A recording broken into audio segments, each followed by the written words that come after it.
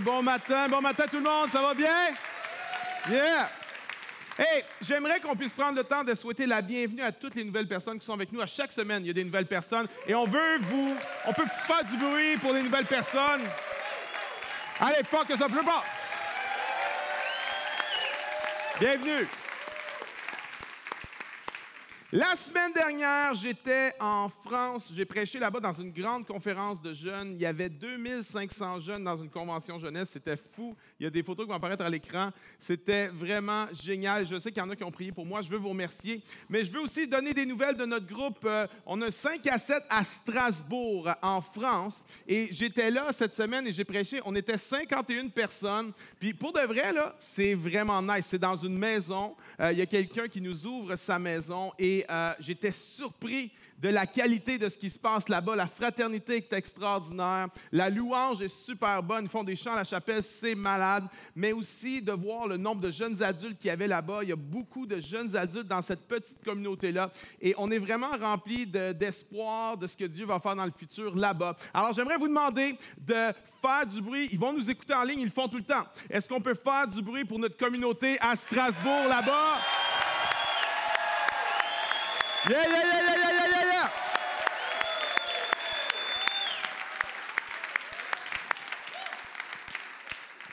Nous débutons cette série, les miracles de Jésus, pendant le mois de juin et de juillet. Nous voulons que lorsqu'on vient à l'église cet été, ce ne soit pas par routine, mais ce soit avec une attente, des grandes attentes de ce que Dieu va faire au milieu de nous. 3 choses à savoir sur les miracles avant de plonger aujourd'hui. La première, c'est que le but des miracles est de pointer vers Jésus. Amen. Il y a 37 miracles de Jésus qui nous sont rapportés dans les évangiles et ce sont le mot grec qui est souvent utilisé pour les miracles, c'est le mot siméon, qui est des signes. Et un signe pointe vers quelque chose. Le but des miracles de Jésus, c'est de pointer vers quelque chose. Savez-vous vers quoi?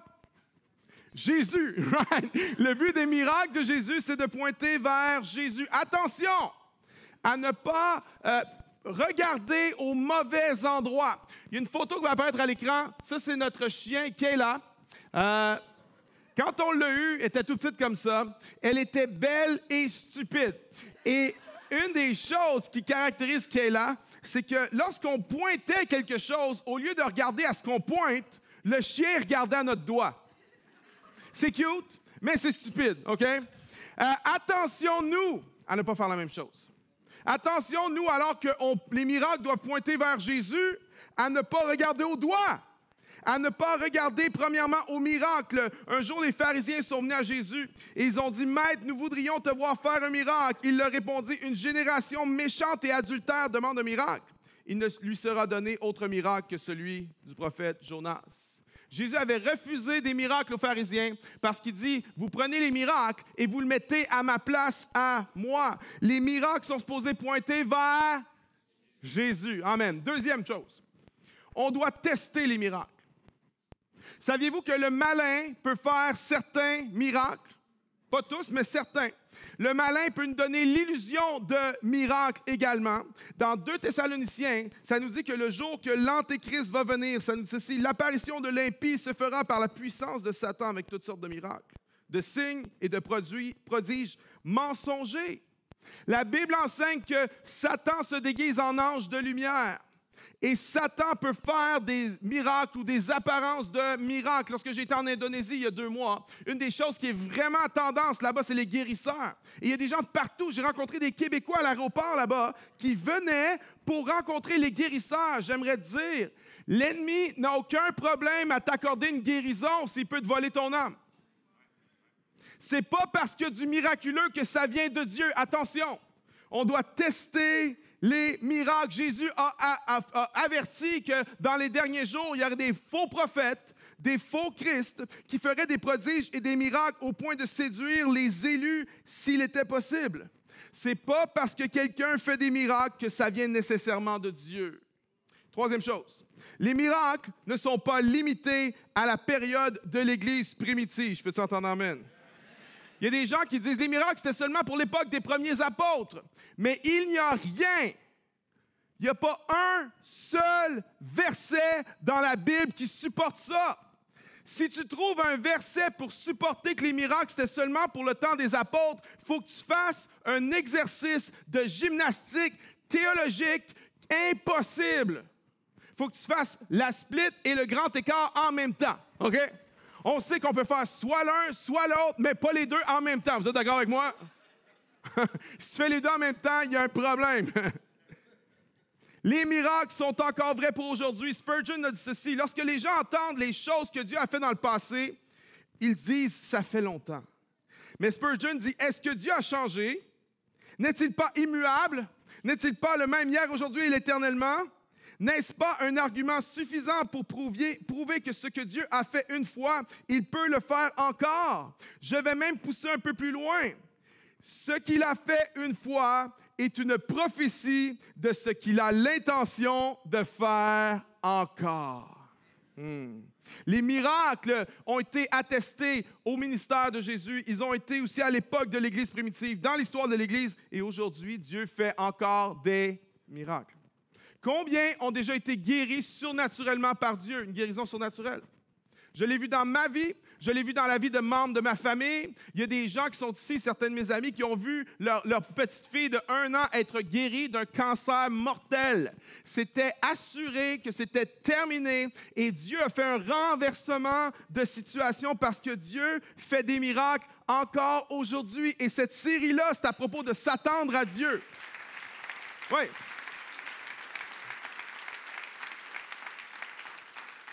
On vous racontera l'histoire pendant la série, cette histoire extraordinaire. Dieu fait des miracles encore aujourd'hui. On veut s'attendre à Dieu pendant ces 8 semaines. On veut s'attendre au miraculeux de Dieu pendant cette semaine. Il va même y avoir une réunion de prière spéciale. On va prier pour les malades, prier pour des percées miraculeuses, prier pour des grandes choses. Restez à l'affût de tout cela. Je veux qu'on puisse stimuler notre foi. Je veux qu'on dise à Dieu: Seigneur, augmente ma foi. Lorsqu'on parle du miraculeux, il y en a qui ont des barrières. Il y en a qui sont nerveux lorsqu'on parle du miraculeux. Il y en a que tu as vu toutes sortes de choses. Tu as vu toutes sortes d'abus. Tu as vu des manques de sagesse. Et j'aimerais dire ceci, c'est vrai. C'est vrai qu'il y a des gens qui manquent de sagesse. C'est vrai qu'il y a des gens qui se font croire qu'il y a eu des miracles quand il n'y a pas eu de miracles. C'est vrai tout ça, mais ce n'est pas ça qui me préoccupe le plus. Savez-vous quelle est la chose qui me préoccupe le plus? C'est qu'il y a beaucoup trop de chrétiens qui sont trop confortables. Il y a beaucoup trop de chrétiens que parce qu'il y a des gens qui manquent de sagesse, il y a des gens qui ne s'attendent plus à rien, qui ne prient plus pour rien et qui ne croient plus pour rien. Ça me préoccupe. Ça me préoccupe bien plus ça que la majorité d'entre nous, on n'aspirerait plus au miraculeux de Dieu que le fait qu'il y a quelques personnes qui vont manquer de sagesse. J'aimerais dire, le monde qui va manquer de sagesse, que ce soit la Bible, Dieu, les miracles, pas Dieu, ils vont toujours manquer de sagesse anyway. Ils sont comme ça. Que nous soyons de ceux qui cherchent l'action de Dieu, le miraculeux de Dieu. On ne peut pas lire ce livre-là et ne s'attendre à rien. On ne peut pas dire qu'on croit dans l'autorité des Saintes Écritures et ne s'attendre à rien. C'est pas parce qu'il y a du monde qui font n'importe quoi, c'est pas parce qu'il y a des faux miracles qu'on ne doit pas chercher le vrai. Je ne sais pas pour toi, mais moi, je veux le vrai. Je veux la vraie puissance de Dieu. Je veux la vraie guérison de Dieu. Je veux les vraies choses de Dieu, les prodiges, les signes de Dieu. Je veux le vrai. On doit élever nos attentes, mes amis. On doit dire au Seigneur, Seigneur, je te prie pendant cette série que tu augmentes ma foi. Est-ce qu'on peut dire amen à ça? Combien sont prêts à dire ça? Seigneur, augmente ma foi. Oui. Tu as peut-être besoin d'un miracle dans ton corps. Une maladie qui est là depuis longtemps. Peut-être que tu as besoin d'un miracle dans ton âme, dans tes émotions, dépression ou anxiété, que tu luttes avec ça depuis des mois, peut-être même des années. Il y en a, tu as besoin d'un miracle dans tes relations, ton mariage, ta relation avec tes enfants est brisée, tu ne sais pas comment tu vas faire pour réparer ça. Il y en a, c'est dans ton travail. Il y en a, c'est dans tes finances. Il y en a, tu as besoin d'un miracle pour vaincre une addiction que tu n'es pas capable de vaincre. Il y en a, tu as besoin d'un miracle parce que tu attends une réponse de l'immigration, puis tu ne veux pas retourner dans l'autre pays, mais tu ne sais pas si tu vas pouvoir rester ici. Dans cette série, nous allons nous attendre à Dieu. Vous êtes d'accord avec moi? Et on va commencer par un miracle que j'affectionne beaucoup aujourd'hui. Jean, chapitre 5, versets 1 à 11. Est-ce qu'on peut se lever ensemble, tout le monde? Jean 5. versets 1 à 11. On va lire la parole de Dieu ensemble. Après cela, il y eut une fête des Juifs et Jésus monta à Jérusalem. Or, à Jérusalem, près de la porte des brebis, il y avait une piscine qui en hébreu s'appelait Bethesda et qui a 5 portiques. Sous ces portiques étaient couchés en grand nombre des malades, des aveugles, des boiteux, des paralytiques qui attendaient le mouvement de l'eau. Car un ange descendait de temps en temps dans la piscine et agitait l'eau, et celui qui descendait le premier, après que l'eau avait été agitée, était guéri, quelle que fût sa maladie. Là se trouvait un homme malade depuis 38 ans. Jésus, l'ayant vu couché et sachant qu'il était déjà malade depuis longtemps, lui dit, « Veux-tu être guéri? » Drôle de question, hein? Le malade lui répondit, « Seigneur, je n'ai personne pour me jeter dans la piscine quand l'eau est agitée. Et pendant que j'y vais, un autre descend avant moi. Lève-toi, lui dit Jésus, prends ton lit et marche. » Jésus, je ne veux pas entendre parler de tes excuses. Lève-toi, prends ton lit et marche. Aussitôt, cet homme fut guéri. Il prit son lit et marcha. C'était un jour de sabbat. Les Juifs dirent donc à celui qui avait été guéri, « C'est le sabbat. Il ne t'est pas permis d'emporter ton lit. » Il leur répondit, « Celui qui m'a guéri m'a dit, prends ton lit et marche. » Amen. Est-ce qu'on peut acclamer la parole de Dieu?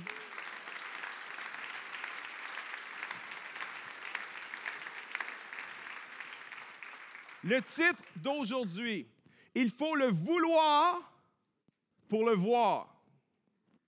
Il faut le vouloir pour le voir. Et avant de t'asseoir, dis à 2 personnes, Dieu veut faire un miracle dans ta vie aujourd'hui. Dis ça à quelqu'un. Vas-y.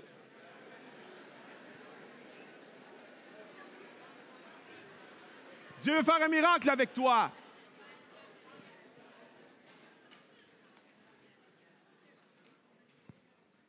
Le gars est couché, malade, paralysé depuis 38 ans. À l'époque, l'espérance de vie est environ de 36 ans. Ce que ça veut dire, c'est que c'est une vie complète à être couché par terre. Et Jésus lui pose une question qui semble manquer de compassion. Ça semble même être cruel. Veux-tu être guéri? Comment? Quelqu'un qui est malade depuis 38 ans ne voudrait pas être guéri. Mais Jésus a vu sous la surface. Jésus a vu que cet homme-là avait un secret au plus profond de lui-même. Il aimait mieux la sécurité de sa maladie que l'inconnu d'être guéri. Et parfois, ça nous ressemble. Parfois, on dit vouloir avancer, vouloir être guéri, vouloir être restauré. Mais il y a des choses en nous qui ne veulent pas vraiment et ça se passe dans l'inconscient. J'aimerais te pointer à 3 choses aujourd'hui. 3 choses qui nous empêchent souvent, nous, chacun d'entre nous, mais aussi qui nous empêchent notre génération et l'Église d'aujourd'hui, des choses qui nous empêchent que Dieu relâche son miraculeux dans nos vies. La première, c'est ceci. Une communauté de victimes. Le texte nous dit qu'ils étaient à Bethsaïda et il y avait 5 portiques sous lesquels étaient couchés un grand nombre de malades, d'aveugles, de boiteux et de paralytiques. Le texte semble suggérer qu'il y avait un portique pour les aveugles, un portique pour les malades, un autre portique pour les boiteux, un autre pour les paralytiques. Moi, je suis dans l'Église depuis longtemps, j'ai remarqué quelque chose, c'est que les gens qui sont infectés par une même maladie ont tendance à s'assembler ensemble. Yeah? Hein? Il y a un critiqueux qui rentre à l'Église. Il va tout de suite trouver les autres critiqueux. C'est bizarre, il n'y a pas une étiquette qui dit « je suis critiqueux ». Mais il se trouve quand même. Les critiqueux se mettent ensemble. Les gens amers se mettent ensemble. Les gens négatifs se mettent ensemble. Les gens légalistes se mettent ensemble. Ils ont leur section à l'Église. Ils ont leur portique à l'Église. Je ne pointe pas nulle part en ce moment. Pourquoi on a tendance à faire ça? Voici pourquoi. Parce que si j'ai un problème et que tu as le même problème, peut-être que je peux entretenir l'illusion que je n'ai pas de problème. On se tient avec ceux qui ont les mêmes maladies que nous. C'est pour ça que ceux qui consomment se tiennent avec ceux qui consomment. C'est pour ça que les gens tièdes spirituellement se tiennent avec les gens tièdes spirituellement. Ma question pour toi, c'est avec qui tu te tiens? Quel est ton portique? Attention! Attention! Tu ne peux pas voir si tu te tiens juste avec une gang d'aveugles. Tu ne peux pas entendre si tu te tiens seulement avec une gang de sourds. Tu ne peux pas marcher comme il faut si tu te tiens seulement avec une gang de boiteux. Maintenant, je ne suis pas en train de dire de fuir tout le monde qui a des problèmes. Parce que tu devrais fuir tout le monde. C'est pas ça que je suis en train de dire. Mais ce que je suis en train de dire, c'est qu'on doit apprendre à faire la différence entre une communauté de transformation et une communauté d'affirmation. Dans une communauté de transformation, oui, on a peut-être des problèmes. On a peut-être même des problèmes qui nous sont communs les uns aux autres. Mais dans une communauté de transformation, on s'entraide les uns les autres à sortir du problème. On se pousse les uns les autres à se lever et à ne pas rester par terre. Quand un tombe, les autres le relèvent. Une journée, un est faible, un est fort, il relève le faible. L'autre journée, c'est le contraire, on se relève les uns les autres. Dans une communauté de transformation, on n'accepte pas que tu restes au tapis. Parce qu'on dit, tu vaux mieux que ça. Tu es capable de mieux que ça. Dieu a mieux que ça pour toi, une communauté de transformation. Mais il y a des communautés qui sont des communautés d'affirmation. Et voici la différence. Dans une communauté d'affirmation, oui, on a des problèmes, oui, on a des difficultés, peut-être qu'on partage même un problème qui est commun, mais dans une communauté d'affirmation, on s'applaudit les uns les autres d'être au tapis.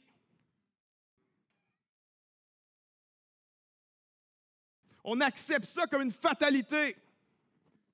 Plutôt que de se tirer vers le haut, on se tire les uns les autres vers le bas. J'aimerais dire, si tu t'attaches à une communauté d'affirmation, tu ne vas jamais t'en sortir.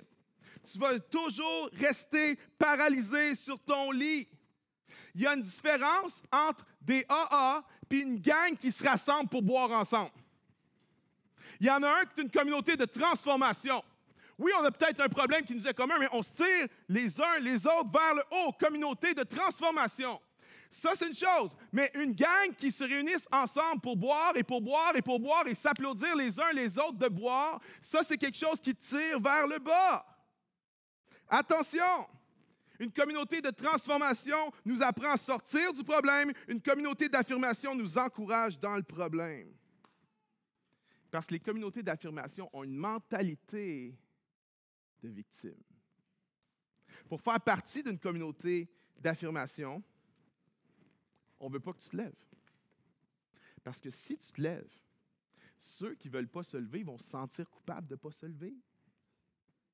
Pour faire partie de la communauté, il ne faut pas que tu te lèves. Il faut que tu restes au tapis. Pour faire partie d'une communauté d'affirmation, il faut que tu aies le même problème. Parce que dès que tu rise above, dès que tu montes au-dessus du problème, on dit que tu ne fais plus partie de notre communauté. Parce que la communauté est basée sur le problème, au lieu d'être basée sur sortir du problème. Il y a plein de gens qui aiment mieux s'apitoyer que de changer. Se victimiser que de changer. Laisse-moi dire ceci. Dieu est à propos de la transformation. Et on entend tellement de discours que tu ne peux pas changer, que c'est impossible de changer. Ce livre m'enseigne que Dieu est un Dieu de transformation. Les évangiles m'enseignent que Jésus est un Dieu de transformation, que le Saint-Esprit est un Dieu de transformation qui change les cœurs et du cœur vient tout le reste. À la chapelle, j'aimerais dire ceci, nous sommes à propos de la transformation. Nous croyons que Dieu change encore des êtres humains, transforme encore des gens qui ne sont pas capables de changer, que Dieu va te faire changer. C'est ça qu'on croit. Communauté de victimes va empêcher le miraculeux d'être relâché dans ta vie. Et voici le deuxième. Une mentalité de victime. Jésus avait discerné que sous son problème, il y avait un autre problème. Et Jésus est venu attaquer cette forteresse qu'il avait dans ses pensées parce que ce gars-là avait une mentalité de victime. Regardez ce qu'il a dit. Il n'y a personne pour me jeter dans la piscine quand l'eau est agitée. Vous voyez ce qu'il fait? Il blâme les autres. C'est ça qu'on fait lorsqu'on a une mentalité de victime. Nous blâmons les autres. C'est l'excuse numéro 1 dans notre société. Hein? C'est la faute de... C'est la faute de ma mère, c'est la faute de mon père. Et ça ne veut pas dire qu'il n'y a rien arrivé. C'est la faute de mon boss, de mon ex, c'est la faute du pasteur, c'est la faute du gouvernement. C'est la faute de. Mais ce réflexe-là est vieux comme l'humanité. Lorsqu'Adam et Ève ont péché, se sont détournés de Dieu, Dieu était vers Adam. Il a dit, Adam, qu'est-ce que vous avez fait là? Pourquoi vous avez mangé ce fruit défendu-là? Et quelle a été la réponse d'Adam? Ah, c'est pas moi, c'est la femme blanche que tu m'as donnée. Il blâme sa femme et il blâme Dieu ensuite. Attention à ne pas te victimiser en blâmant les autres. Prends 100% de ta responsabilité. J'ai un ami pasteur qui a adopté 2 petites filles, puis récemment, il les a pognées. Il est en train de manger dans le plat de biscuits Oreo, mais c'est des enfants qui ont manqué de tout quand ils étaient petits. Alors, ils ne mangeaient pas des biscuits Oreo, ils mangeaient des biscuits Oreo. OK, la face comme ça, plein de biscuits Oreo. Et lui, il est arrivé, puis il a dit, « Eliana, qu'est-ce que tu fais là? » C'est la plus vieille. Et la plus vieille dit, « C'est pas de ma faute, c'est la sœur que tu m'as donnée qui m'a convaincu de manger les biscuits. » Comprenez ce que je veux dire? Une mentalité de victime blâme les autres. Une mentalité de victime se déresponsabilise. J'aimerais dire ceci, tu n'es pas responsable des abus qu'on t'a fait subir. Tu n'es pas responsable des injustices qu'on t'a fait subir, mais tu es responsable de ce que tu vas faire avec ça.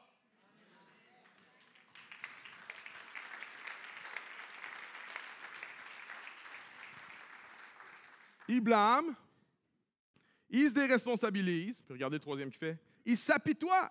Il dit ceci, « Pendant que j'y vais dans la piscine, un autre descend avant moi. » Il s'apitoie sur lui-même. J'aimerais dire ceci, il n'y a rien qui va te paralyser comme de t'apitoyer sur toi-même. J'ai fait il y a quelques semaines un message sur être non une victime, mais un vainqueur. Et j'ai tellement eu de commentaires, j'ai dit, c'est pas fini ce truc-là. Il faut que je reparle de ça. Je crois que c'est vraiment une forteresse dans les pensées de plusieurs personnes. C'est une des choses qui empêche le miraculeux d'être relâché aujourd'hui dans notre génération. Et j'aimerais dire ceci, ne perds pas ton temps à être désolé pour toi-même. Lorsque tu fais ça, tu viens te clouer au sol, tu viens te paralyser à tout point de vue, spirituellement, émotionnellement, relationnellement, tu viens complètement paralysé. Perds pas ton temps à être désolé pour toi-même. Flaubert a dit ceci, on est incurable lorsqu'on chérit sa souffrance. Attention à ne pas chérir ta souffrance. Le chagrin et la tristesse font partie de la vie. Il y a un temps pour pleurer. Quelqu'un dit amen. Et on ne doit pas être dans le déni de notre tristesse. Refouler notre tristesse, c'est malsain. En même temps, aujourd'hui, on fait le contraire. On glorifie la tristesse, on glorifie nos émotions. Et tant que je n'ai pas le goût d'aller mieux, je n'irai pas mieux. Mais tant que tu ne décides pas d'aller mieux, tu n'iras jamais mieux. Jamais. C'est pas vrai, ça. Ça ne va pas te tomber sur la tête comme ça. Même Jésus ne pouvait pas faire un miracle dans la vie de ce gars-là s'il n'y avait pas quelque chose en lui qui décidait de se lever, de collaborer avec Dieu. Attention à ne pas glorifier ta tristesse et glorifier ta souffrance et glorifier tes blessures au point que ça devient un Dieu, que ça devient autodestructeur. L'apitoiement va te paralyser. Et les gens ne se rendent pas compte, mais nous sommes, la plupart d'entre nous, des apitoyeurs professionnels. La majeure partie de ma vie, je l'ai passée à m'apitoyer. Mais je ne savais pas. Moi, je pensais que j'étais victime. J'ai été rejeté, c'est pour ça que je m'apitoie. J'ai été mis de côté, c'est pour ça que je m'apitoie. Je n'ai pas eu de chance comme les autres, c'est pour ça que je m'apitoie. Les autres ne me comprennent pas, c'est pour ça que je m'apitoie. J'aimerais te dire ceci, l'Esprit de Dieu veut te révéler à quel point tu t'apitoies. Et lorsque l'Esprit de Dieu m'a révélé cela, il y a plusieurs années de cela, j'ai commencé à réaliser à quel point je faisais ça tout le temps. Et une des choses qui me caractérisait, c'est que j'étais quelqu'un qui était toujours blessé. J'étais constamment blessé parce que les gens faisaient ou ne faisaient pas. Mais j'ai réalisé que c'est parce que je m'apitoyais, je nourrissais ça, je nourrissais mon truc. Quand j'ai réalisé que l'apitoiement était un de mes gros problèmes, j'ai dit à Dieu, non, tu vas m'aider, Seigneur, c'est fini ça. Et je ne me suis plus jamais apitoyé une seule fois dans ma vie. Pas vrai. Pas vrai. Voici ce qui s'est passé, par exemple. C'est quand j'ai pris cette décision-là de me lever, quand je commençais à m'apitoyer, le Saint-Esprit me le montrait. Et là, j'ai commencé à le voir, j'étais comme, man, je m'apitoie tout le temps. Mais ça n'a aucun bon sens. Je suis constamment en train de m'apitoyer. Et là, j'ai compris d'où venaient mes blessures. Plus je m'apitoyais, plus j'étais blessé. Et c'était un cercle vicieux. Et j'ai pris cette décision. Quand j'ai pris cette décision, le Saint-Esprit a commencé à m'enseigner, à me montrer quand je m'apitoyais. Quand je m'en rendais compte, je disais, Seigneur, je refuse l'apitoiement, je ne suis pas une victime. Oui, ça fait mal, pas dans le déni de la blessure. Seigneur, ça fait mal, mais je te remets toute chose et je regarde à Jésus. Et quand tu fais ça 10 fois par jour, quand tu fais ça 100 fois par semaine, à un moment donné, il y a quelque chose, il y a une force qui grandit en toi et tu es de moins en moins blessé. Voyez-vous, moi, je ne pensais pas que je m'apitoyais. Moi, je pensais juste que les gens ne me comprenaient pas. Ne me comprenaient pas. J'ai rencontré des gens dans ma semaine de voyage. J'ai rencontré des personnes hyper sensibles. Une femme qui est hyper sensible, toujours blessée de tout, toujours blessée dans l'Église. Et j'ai dit, elle a dit, mon problème, c'est que je suis hyper sensible. Et moi, j'ai dit, OK, probablement, mais j'ai posé une question. Est-ce que vous êtes de plus en plus blessé? Elle a dit, oui. Je ne sais pas juste que vous êtes hyper sensible. C'est sans vous rendre compte, vous êtes en train de vous apitoyer. Elle a pensé que c'était un problème d'hypersensibilité. C'était pas ça. C'est qu'elle s'apitoyait sur elle-même. J'ai rencontré un homme qui est venu me voir parce que lui était frustré à propos de l'Église et des églises. Parce que lui n'a jamais eu sa place. Il n'a jamais eu sa chance de pratiquer le ministère ou les dons que lui, il dit avoir, que dans l'Église, on n'a jamais fait la place pour lui. Et pour lui, ce n'était pas de l'apitoiement, c'était de l'injustice. Vois-tu, tu peux être en train de crier à l'injustice, puis ce n'est pas ça ton plus gros problème. Ton plus gros problème, c'est ce que tu vas faire avec l'injustice que tu as vécue. Et finalement, dans la somme de tous tes problèmes, ce truc d'injustice-là, ça devient juste une petite affaire parce que la bulle a gonflé à t'apitoyer encore sur toi-même, encore et encore et encore et encore. Vois-tu, parfois, on a été rejeté depuis tellement longtemps qu'on aime mieux la sécurité de la solitude que l'inconnu de devoir apprendre à vivre avec d'autres personnes. Parfois, on est dans notre péché depuis tellement longtemps qu'on aime mieux la sécurité de notre péché que l'inconnu de la liberté. Parfois, on est découragé depuis tellement longtemps qu'on aime mieux le connu d'être déprimé que l'inconnu d'avancer. Parfois, on est sans emploi depuis tellement longtemps qu'on aime mieux la sécurité de la pauvreté que de prendre le risque de travailler. Parfois, on est anxieux depuis tellement longtemps qu'on aime mieux vivre avec nos peurs que de regarder la peur droit dans les yeux et de dire, dans le nom de Jésus, l'amour parfait de Dieu bannit toute crainte dans ma vie, mais parfois on aime mieux l'autre. Parfois, on s'apitoie depuis tellement longtemps qu'on aime mieux le réconfort de s'apitoyer que de prendre la responsabilité de se lever. T'as-tu remarqué qu'aujourd'hui, les gens ont plus peur de mourir? Moi, ça me trouble. Avant, les gens avaient peur de mourir. J'aimerais dire, si tu es sans Dieu, sans Christ, sans espérance dans ce monde, tu devrais avoir peur de mourir. Parce qu'un jour, tu vas te retrouver devant Dieu. Tu vas avoir à rendre compte de chacune de tes actions. J'aimerais dire ceci, si tu n'as pas Dieu et Jésus dans ta vie, tu devrais avoir peur de mourir. Mais les gens, non, pas peur de mourir. Savez-vous de quoi les gens ont peur aujourd'hui? Ils n'ont pas peur de mourir. Ils ont peur de vivre. Incapables de vivre. Les gens regardent la vie et les gens sont apeurés par la vie.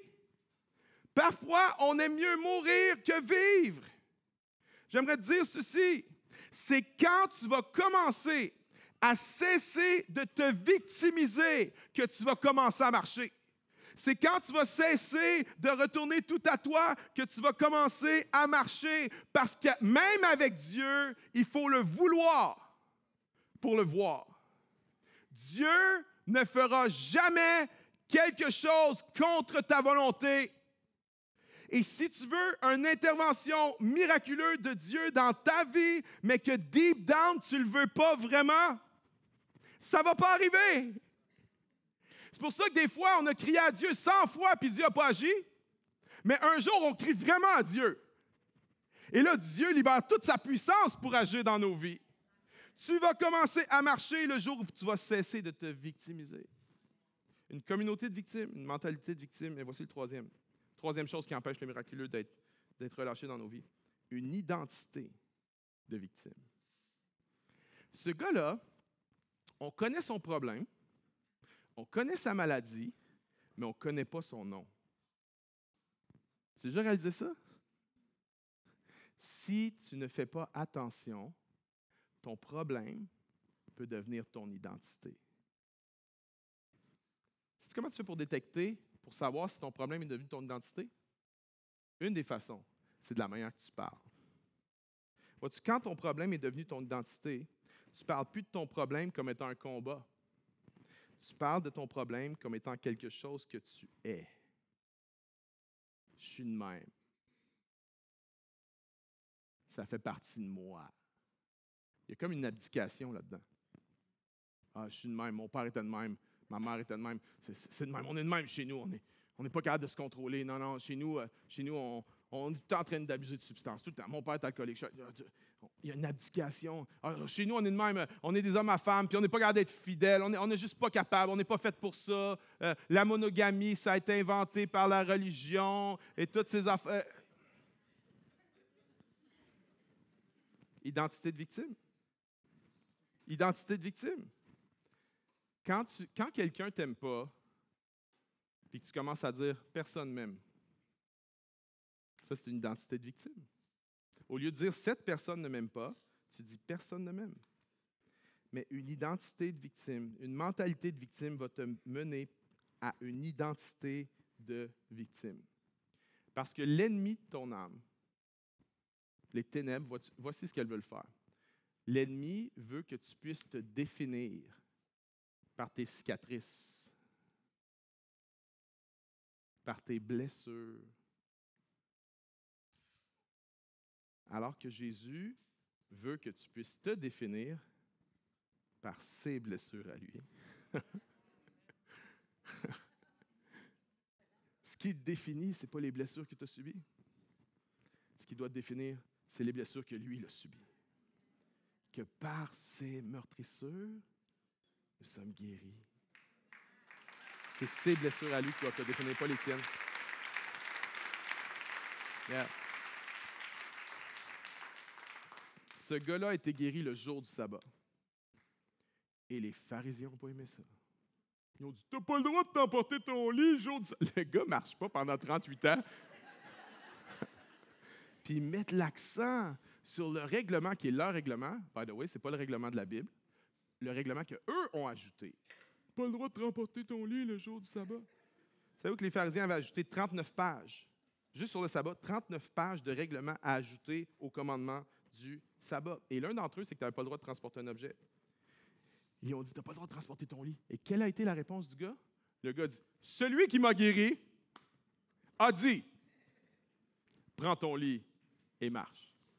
En d'autres mots, il n'y a pas un d'entre vous qui avait le droit de me dire quoi faire. Celui qui peut me dire quoi faire, c'est celui qui m'a dit, lève-toi, prends ton lit et marche. En d'autres mots, il n'y a pas un d'entre vous qui peut définir mon identité, qui je suis. Le seul qui peut définir mon identité, c'est celui qui m'a dit, lève-toi, prends ton lit et marche. J'aimerais dire ceci, ne laisse pas aucune idéologie définir ton identité. Ne laisse pas la culture de ce monde définir ton identité. Ne laisse pas la société définir ton identité. Ne laisse pas les chrétiens légalistes et centrés sur eux-mêmes définir ton identité. Seulement Jésus et sa parole peuvent définir qui tu es vraiment. Est-ce qu'on peut applaudir le Seigneur ce matin? C'est lui qui définit qui je suis.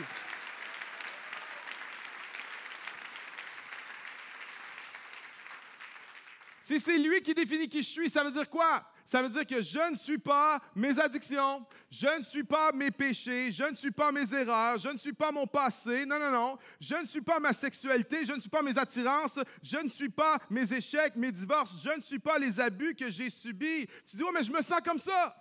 Je me sens comme si la chose qui me définit le plus, c'est ce que les gens m'ont fait.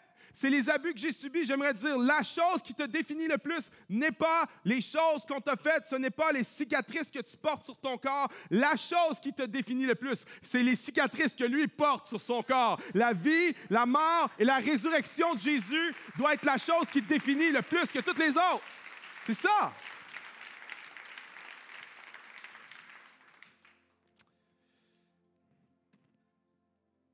On commence cette série, puis on va s'attendre à de grandes choses. Que par la grâce de Dieu, tu vas te lever. Nous allons cesser de blâmer.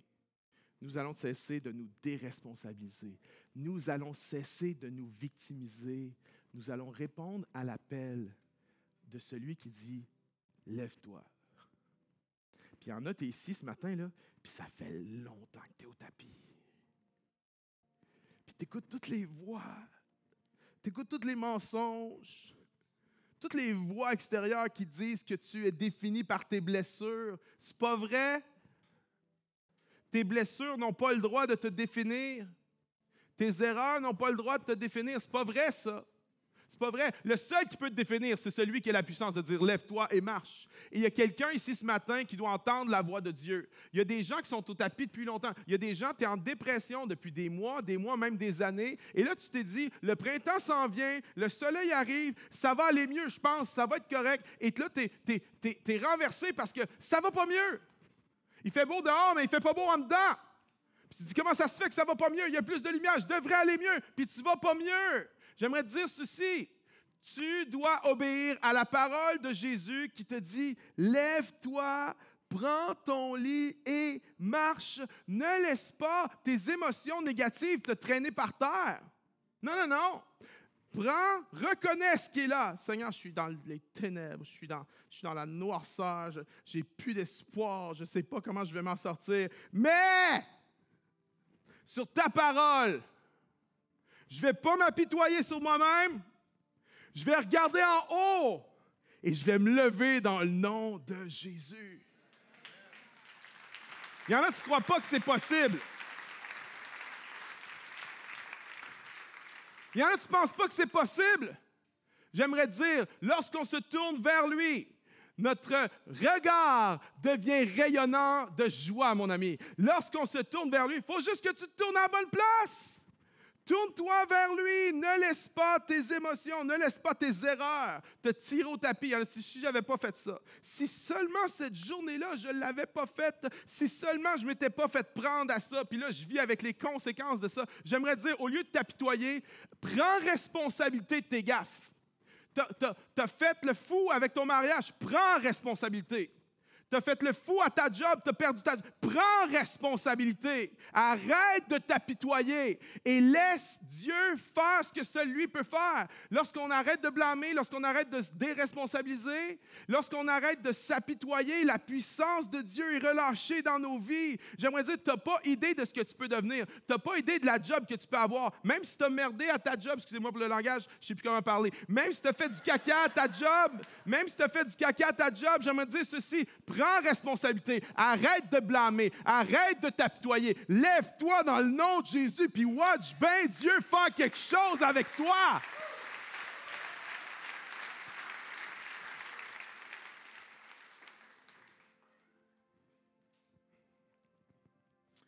Il y a un psy qui a dit « The more you think about yourself, the more you're miserable. » Plus tu penses à toi, plus tu es misérable. Ça veut dire que lorsqu'on s'apitoie, notre corps interprète ça comme une menace, comme un stress. Il nous fait vivre les événements. Tu ne peux pas être bien quand tu t'apitoies, tu ne peux pas être heureux quand tu t'apitoies, mais tu es appelé à relever la tête. Il y en a un qui veut te relever, son nom c'est le Seigneur Jésus. Il y en a, tu es dans les cendres, tu es dans la poussière depuis longtemps et c'est le temps de dire à ton ego, OK, tu as assez pleuré, potier, ça suffit, ça fait mal, mais là, ça suffit le malheur, ça suffit les larmes, ça suffit l'apitoiement, ça suffit d'être déprimé. Je regarde à Jésus, je me relève. Oui, j'ai eu des échecs, oui, j'ai des déceptions, oui, il y a 1000 affaires que je voudrais qu'il ait été différent. Oui, quand je regarde dans ma vie, je trouve comme, c'est juste ça ma vie, il n'y a pas grand-chose. J'aimerais dire, lève-toi dans le nom de Jésus et laisse Dieu te montrer toutes les bonnes choses qu'il y a dans ta vie parce qu'en ce moment, tu es peut-être aveuglé à tout ce qu'il y a de bon. Tout ce que tu vois, c'est les choses qui n'ont pas été ce que tu aurais voulu qu'ils soient. Tout ce que tu vois, c'est les échecs. Tu vois rien de bon. Tu vois rien de bon. J'aimerais te raconter une joke. Non, pas une joke, une vérité. C'est pas une joke. Pourquoi c'est ça? C'est pas une joke, c'est ma vie. C'est pas une joke. À 42, j'ai dit à ma femme, j'ai rien fait de ma vie. Ça marche pas, j'ai rien fait de ma vie. Et j'ai été dans ce tourbillon-là pendant un certain temps. Et récemment, j'ai dit à ma femme, hey, je dis, on a tellement fait des affaires. Et là, ma femme me dit, ben pas tant que ça, là. Et je dis, oui, on a tellement fait des affaires. Si elle m'avait dit ça, il y a 5 ans, j'aurais pogné une heure. Mais là, j'avais une perspective complètement différente. Pourquoi? Parce que quand tu es au tapis, il ne veut pas te laisser au tapis. Puis des fois, tu es tellement au tapis, tu n'es pas capable de te lever, mais il vient jusqu'à toi. Les pieds du Seigneur sont devant toi. Puis il dit, lève-toi, mon enfant. Lève-toi. Prends ton lit et marche. Et on va s'attendre au miraculeux de Dieu dans nos vies, dans les prochaines semaines. On va se lever sous l'ordre de Jésus et ensemble, on va voir le miraculeux de Dieu dans nos vies et dans notre Église. Et que tous ceux qui le veulent, que tous ceux qui le croient, disent un dernier Amen. Est-ce qu'on peut applaudir le Seigneur?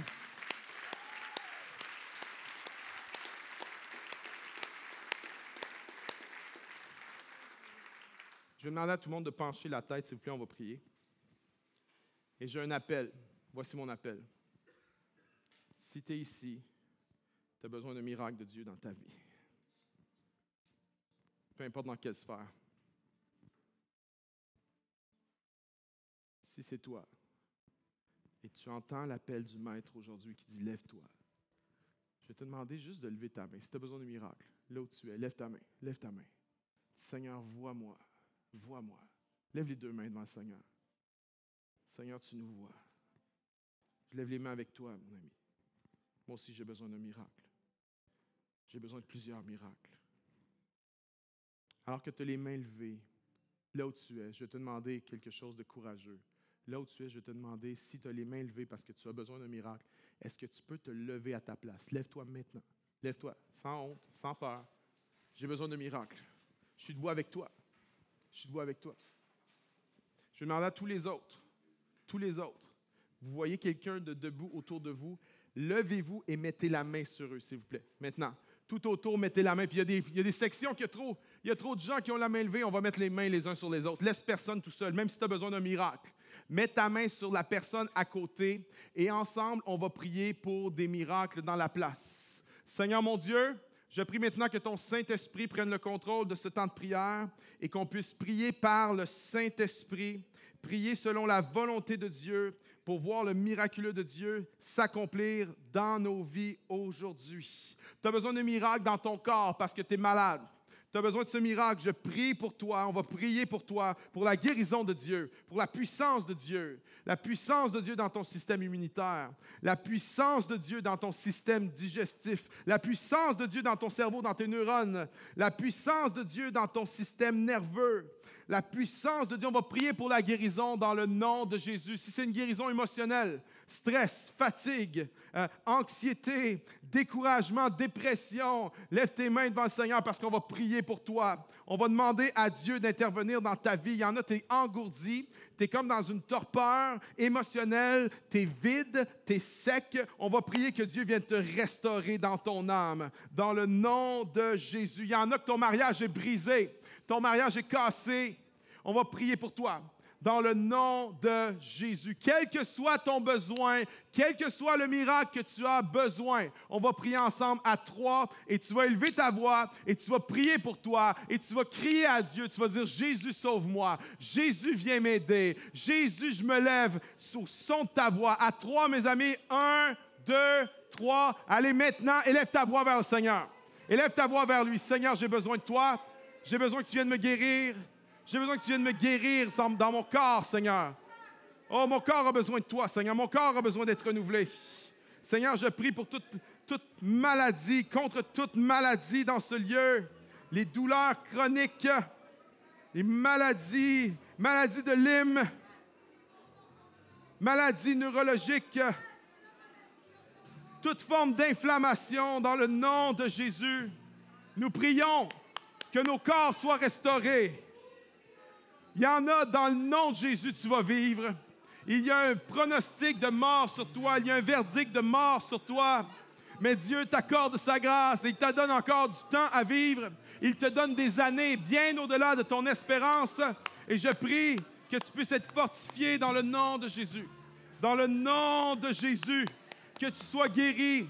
Dans le nom de Jésus-Christ. Seigneur, je prie pour eux maintenant. Maintenant que ta grâce, ta puissance passe à travers eux, dans chaque cellule de leur être. Et que ta guérison puisse venir. Dans le nom de Jésus. Je prie pour les couples brisés. Je prie pour les mariages cassés. Il y en a, tu n'as juste plus le goût d'être avec lui. Il t'a trop blessé, il t'a trop fait mal. Tu n'as plus le goût d'être là. Mais aujourd'hui, tu as entendu le message et tu dis, je me lève, je suis là. Je réponds à l'appel de Jésus, même si je n'ai pas le goût d'être avec lui en ce moment. Je réponds à l'appel du Seigneur de me lever. Et je crois que Dieu va venir restaurer notre mariage. Me voici, Seigneur, je me lève par ta puissance. Je prie pour des hommes, des maris qui n'ont plus le goût d'être avec ta femme. Elle t'a trop déçu, elle t'a trop menti, elle a mené une vie qui n'était pas vraie. Et tu n'as plus le goût d'être avec elle, mais aujourd'hui, tu entends la voix de Dieu qui dit « Lève-toi ». Et tu prends la décision de te lever et de dire « Seigneur, je vais croire que tu vas faire le miracle dans ce mariage. » Dans le nom de Jésus. Je prie pour des gens qui ont des addictions. Je prie pour des gens qui avaient été libérés de quelque chose, mais tu es retombé. Et là, tu penses que c'est la fin. Tu penses que tu vas toujours retomber là-dedans. Tu t'es mis à croire ce mensonge-là. Et là, tu refais les mêmes choses encore et encore. Dans le nom de Jésus, tu te lèves. Dans le nom de Jésus, tu ne restes pas au tapis. Dans le nom de Jésus, tu entres dans ta vraie identité. Tu cesses de croire des mensonges et tu te relèves au nom de Jésus-Christ. Je prie pour tous ceux qui ont besoin de travail. Je prie pour tous ceux qui ont été conditionnés à perdre leur travail. Je prie contre tout esprit d'apitoiement au travail. Je prie pour un esprit de service. Je prie pour un esprit d'excellence. Je prie, Seigneur, pour des gens qui vont travailler dur et bien, même si ça ne paye pas bien, parce qu'il y a une bénédiction qui va venir au bout de cela. Je prie pour une percée dans les finances. Je prie pour des percées dans la gestion des finances. Je prie pour ceux qui ont besoin d'émigrer et qui s'est bloqué au niveau du gouvernement. Nous prions maintenant, Seigneur, que des dossiers se retrouvent sur le dessus de la pile, que des dossiers qui avaient été oubliés quelque part dans un tiroir ou un classeur puissent revenir sur le dessus de la pile dans le nom de Jésus et que selon ta volonté puissent rester dans ce pays qui les accueille. Dans le nom de Jésus, nous prions pour nos fils, nos filles loin de toi, qui sont loin de Dieu. Nous prions, Seigneur, pour des miracles dans leur vie. Nous prions qu'ils viennent dans les bras du Père, dans la maison du Père. Je prie pour des jeunes ici, Seigneur, qui vont chaque semaine, chaque jour, qui vont à l'école et c'est un combat. Ils ne se sentent pas à leur place là-bas et c'est difficile. Seigneur, je prie qu'ils ne restent pas au tapis. Je prie qu'ils ne regardent pas par terre. Je prie qu'ils lèvent les yeux, qu'ils se lèvent et qu'ils disent « Je suis un enfant de Dieu ». Je mets les pieds dans cet endroit. Cet endroit devient un lieu saint dans le nom de Dieu. Je n'ai pas à avoir peur. Je n'ai rien à craindre. J'ai Dieu avec moi. Dieu me protège. Dieu me donne sa faveur. Dieu me donne sa force. Que même si on se moque de moi, même si on rit de moi à cause de ma foi, j'ai la paix en moi. J'ai la joie en moi. J'ai le courage de Dieu. Je prie pour plein de gens célibataires. Seigneur, qui ont réduit leur identité à ça, célibataire. Je prie dans le nom de Jésus qu'ils se lèvent.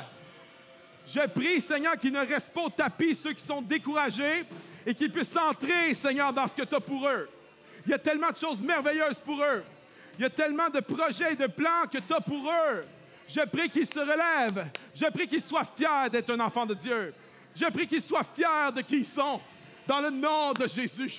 Dans le nom de Jésus. Je prie pour des croyants qui sont fiers d'appartenir à Dieu. Je prie pour des croyants qui sont fiers de leur Église. Je prie pour des croyants qui ne vont pas rester au tapis, avoir honte d'être qui ils sont, mais qu'on va être fortifiés par ton esprit et qu'on va se lever au son de ta voix.